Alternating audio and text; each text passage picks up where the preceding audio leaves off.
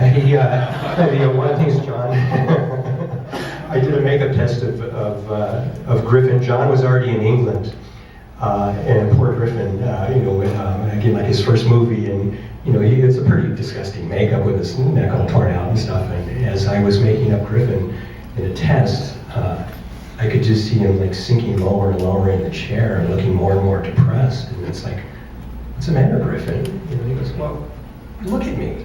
I go, yeah. And he goes, look at me. I'm disgusting. Nobody's going to want to look at me. And it's like, did you read the script? Yeah. Doesn't it say that your neck was torn out and half your face was torn off? Yeah. So I remember like sending a picture to John. I had made him up a little dirtier and bloodier, and he wanted the human side of his face to be perfectly clean, which I still think is a mistake. But he made it realistically muddy, and so I really felt that he made it realistic and realistically muddy because he's murdered in the mud, and I just felt it would be more horrific if he looked fine. Except that half his face was torn off. And it died, and it worked. But anyways, John was already in England, and I kind of, I don't know how we communicated in those days. We didn't have email and things, but somehow I got the message to him, and it's like, I think you need to talk to Griffin, because he's not too happy about this makeup, But I kind of took advantage of him already being depressed, and I go, well, since you're kind of like depressed anyways, you know how Jack gets progressively worse, and at the end he's kind of like a skeleton, it's like, yeah, and Griffin goes, yeah, and I go, well, actually we're going to make a puppet for that part, and he was like, what? And it's like a third of his part is performed by a puppet, and because, in those days, especially before we had computer stuff, that's the only way I thought we could get a really emaciated skeletal kind of thing, but I did offer to let him puppeteer, which also made sense. He puppeteered the mouth as he did the dialogue, But yeah, but another quick Griffin story. We're in Windsor Great Park where we filmed the scene on the moors where the wolf attack happens. I think it's one of the first things we actually did, and fucking freezing. A bunch of California boys, there's a big light on a cherry picker that's our light, and we just got the wolf heads done, we did some last minute punching there in England, and it was, we made a stunt head, for this scene and for other scenes where it was going to attack people, it had rubber teeth, but it was interchangeable with hard teeth, and but it's still foam rubber and it's kind of delicate, so I said to Griffin before we did this shot, it's like, it took us a long time to make this, and I know it's supposed to be killing you, but you got to be careful with it. Cut to the first take, and I'm puppeteering this thing. Griffin grabs it, rips the whole fucking foam rubber face off the skull, and rips it. And it's like, okay, what part of being careful did you not understand? And so, I had to take my gloves off, and I'm trying to glue this thing back together at night. So I wanted to put the hard teeth back in before. But I just thought, okay, if that's the way you want to play, I'm going to just beat the crap out of you with this wolf head. So when he's saying whatever he says, Jesus fuck or something, Is that the dialogue? Yeah, I was just beating the hell out of him.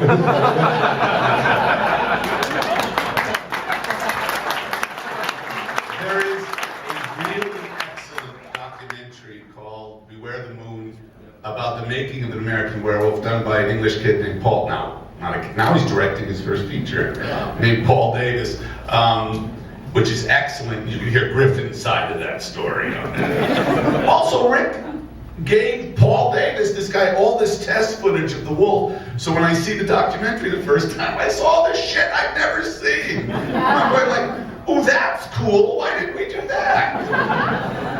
But listen, what he did, he asked, I said, look, you're the expert. Tell me what you need. He was very smart about it. He said, all right, I need you to storyboard the metamorphosis, because I don't want to build anything we don't use, which is pretty smart. So I boarded it, and they built it. My favorite thing is they spend so much time and effort.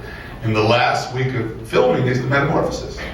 So Rick and David and these guys would come in at 4 in the morning, 3 in the morning to start making him up, or whatever it is.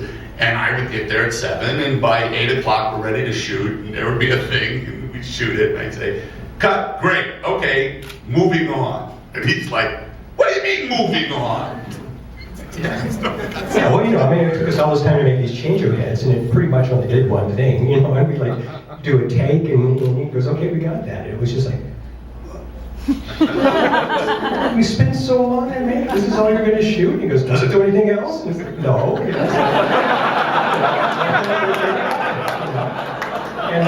was so wounded. Yeah, well, I mean, it was our baby, and it was like, that was it, but we actually, we got our payback for it when I remember all of us going to Westwood to see the film when it was brand new, and when the transformation happened. I mean, the people stood up in the audience and cheered, and we went, yeah, so that was really cool. So. Well, Craig just motioned to me, said he wanted to say something about that, right? Oh, not again. It'll only take 20 minutes. I do want to say something about American Werewolf's transformation, and that's the impact it had on business, and not to mention audiences. I didn't get to see it with these guys, but I saw the same exact thing happen. Literally, the roof come off the place. But I wanted to say that in the professional venue, you later encountered people that thought that you could, for a modest amount of money and a modest amount of time, which is just another way of saying cheap, that you could do American Werewolf. And I did encounter people who would do what you could.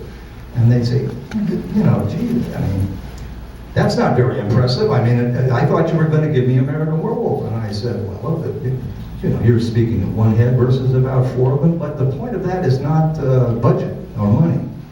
The real point of that is how it fooled them, is how it was so beautifully designed and directed by John and thought out all before they got there, so that it really could go like clockwork. It could go like we got that, we got our 2 seconds there. And no, it took you, however long, but I got what I need. And when they put it together, a guy in the business, I'm talking about movie director, producers, guys that if you asked them, they would be happy to tell you they know everything. And they were fooled. They were completely fooled. They thought it was a simple thing. They thought it probably brought in one wonder dummy or whatever they thought, and it did everything. And to me, that is a tribute to all these guys.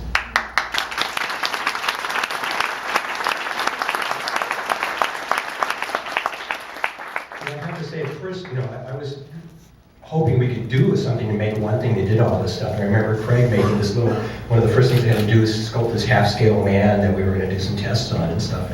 But John said, he doesn't want to show it that way. It's like bad movie making. He wanted to point out, he wants to see the hair growing, he wants to see the ear, he wants to see this stuff. And it's so rare now, I mean, that we actually had a plan, and like I said, we did storyboards, and I remember Craig doing some of the early storyboard sketches, and with those boards and knowing what the sequence was, I could say, well, to see David with a little bit of hair and a little bit more and a little bit more, why don't we do him with the most hair first? We'll shoot that part, then I'll trim the hair, and then we'll shoot the part that comes before that, and then I'll trim it and pull some more off and shoot the part that goes before that. It just, we had a plan and it made sense, and so that's how we did it. The 2 things in American Werewolf that are different in terms of the metamorphosis is that it's painful, and that was very important to me. I wanted if your bones, it looked like it would hurt, So that's one, and that's testament to David and to these guys. And the other thing is, it's written in the script, and it's a totally fun thing to do to a makeup artist. It takes place in bright light. And I intended to have no cutaways. I ended up doing one cutaway to Mickey Mouse, just because I thought it was funny. But I wanted no cutaways, and I wanted it in bright light. And the bright light is unforgiving, and I look at it now and just, all my movies, I just see the mistakes, But the thing that works in Werewolf is because of the collaboration of everyone, the cameraman, everyone involved in the show, is you care about these 2 boys. And Jenny Agutter is so good. She has this ridiculous part written by a 19-year-old boy, and she makes it work. And also the big difference, that movie would never get made now because of the way it ends. No studio would allow you that ending now, ever. The end, that's all.